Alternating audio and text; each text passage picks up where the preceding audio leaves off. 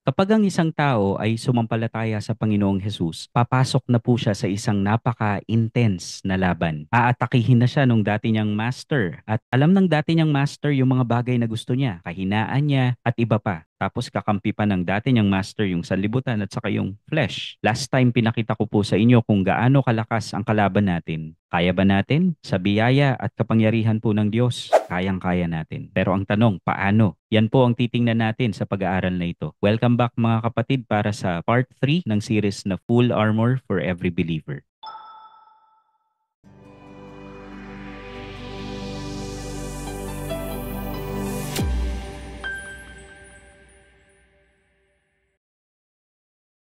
Sa Ephesians 6 verse 10, sinabihan po ni Pablo ang mga taga-Efeso na magpakatatag sa lakas ng Panginoon. Hindi po sa lakas natin o sa lakas ng kilala nating matatag na Kristiyano. Kasi po kung ikukumpara sa Diyos, walang-wala po yung mga kalaban natin. Ang kapangyarihan ng Diyos ay hindi masusukat, sabi sa Ephesians 1 verse 19. And hindi lang po yan, nasa ilalim din ng kapangyarihan ni Kristo ang lahat ng mga kalaban natin, sabi dun sa Ephesians 1 verse 21. Creator God siya at nilikha lang sila gaya ng mababasa po natin sa Colossians 1 verse 15 to 16. Tapos sa James 2 verse 19, makikita po natin na kinatatakutan din ng mga demonyo ang Diyos at itinakda na niya ang parusa para sa kanila. Basahin po natin ang parusang yun. Sabi po sa Matthew 8 verse 29, sumigaw ang mga demonyo kay Jesus, ano ang pakialam mo sa amin, ikaw na anak ng Diyos? Pumunta ka ba rito para pahirapan kami nang wala pa sa takdang panahon? Kita niyo po, kahit yung mga demonyo, alam po nilang dadating ang takdang panahon na pahihirapan sila. And then sa Matthew 25 verse 41, ganito po ang mababasa natin. Sabi po ng Panginoong Hesus, pagkatapos, sasabihin ko naman sa mga tao sa aking kaliwa, lumayo kayo sa akin, kayong mga isinumpa ng Diyos. Doon kayo sa walang katapusang apoy na inihanda para sa dyablo at sa kanyang mga kampon. Sa last verse po na binasa ko, makikita po nating ang impyerno ay ginawa talaga ng Diyos para parusahan si Satanas at yung mga kampon niya. Kaya naman po, ganun na lang ka-confident si Pablo nung sabihin niya sa Romans 8 verse 31 na kung ang Diyos ay para sa atin, sino ang magtatagumpay laban sa atin? Hindi nila mapantayan ang kapangyarihan niya. Nasa ilalim sila ng kapangyarihan niya at takot sila sa kanya.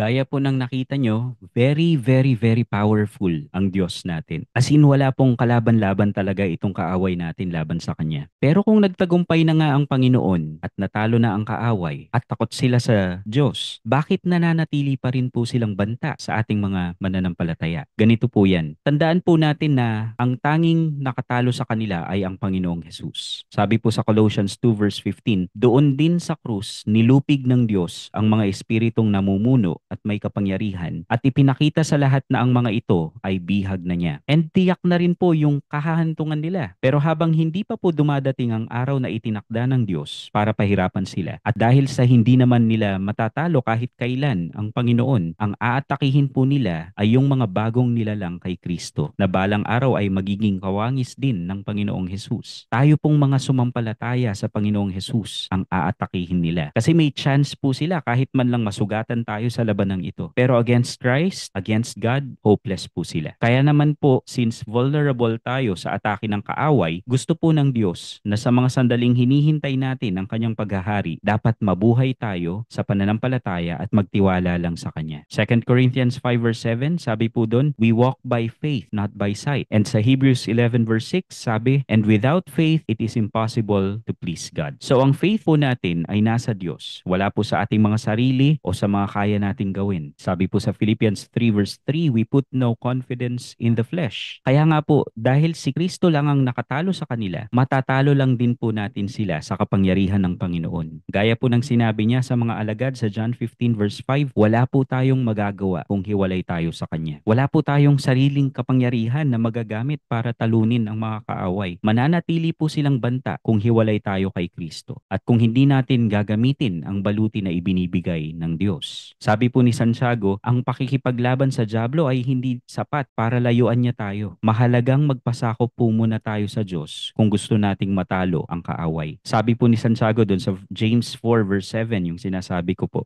kaya magpasakop kayo sa Diyos, labanan niyo ang dyablo at lalayo siya sa inyo. Mahalaga po yung unang hakbang na sinabi ni James. Kailangan muna nating magpasakop sa Diyos. Doon lang po tayo magtatagumpay kapag nilabanan na natin ang dyablo. At ang pagsusuot po sa buong baluti ng Diyos, yung full armor of God, ay isang paraan ng pagpapasakop natin sa Kanya. Salamat nga po sa biyaya ng Panginoon dahil wala siyang kondisyon na binigay bago natin pwedeng magamit yung armor na ito. Hindi po natin kailangang abutin ang isang antas o posisyon bago natin ito makuha o magamit. Ang kinakailangan lang po natin gawin ay masuot natin ito. At para magamit po natin ang armor na ito ng tama, dapat maunawaan po natin ang bawat isang bahagi nito.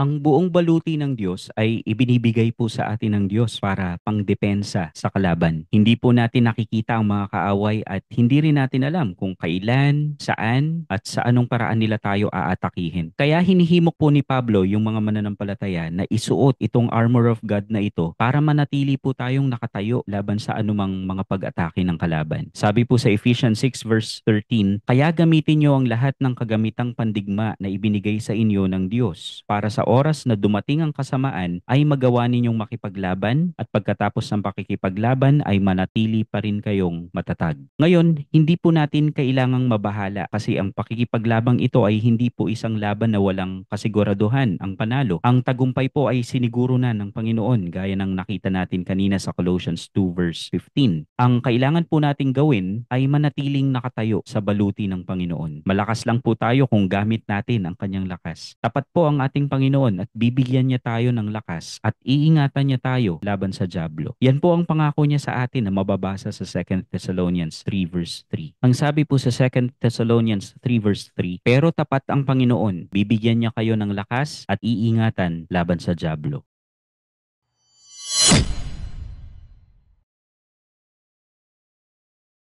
Kailan po natin ito dapat isuot? Nabasa po natin sa Ephesians 6:13 na magiging kagamit-gamit ito para makapanindigan po tayo sa araw na masama. Pero kailan po ba ang araw na masama? Ito po ba ay dun lang sa panahon ng 7 years ng kapighatian? O sa Great Tribulation? O sa mga panahong mas matindi ang pag-atake o tukso ng kaaway? Walang sino man po sa atin ang dapat mag-isip na matatag siya. Ang babala po sa atin sa 1 Corinthians 10 verse 12 ay ito, kung iniisip ninyo na matatag na kayo sa inyong pananampalataya, mag-ingat kayo at baka mahulog kayo sa kasalanan. Bago pa nga po ituro ni Pablo ang pagsusuot ng armor of God, doon pa lang po sa chapter 5 verse 16, sinabi na po ni Pablo na ang mga araw ay masama at hindi daw po natin dapat bigyan ng pagkakataon ng kaaway, sabi niya sa Ephesians 4 verse 27. Kaya wag po sana nating isipin na walang magiging problema kung pansamantala muna nating huhubarin ang armor of God. Mararanasan lang po natin ang tagumpay ng kapangyarihan ng Diyos kung suot natin yung baluting galing sa Kanya.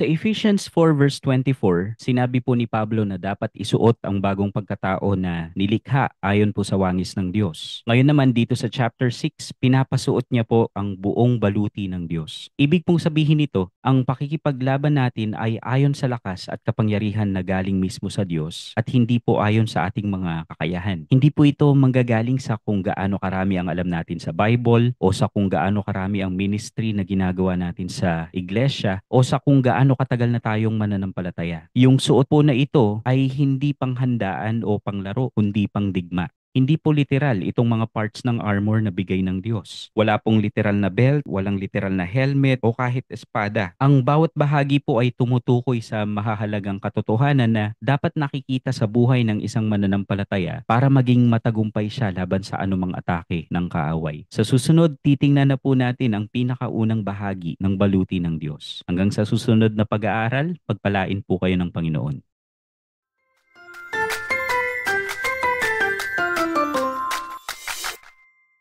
Subscribe for more content.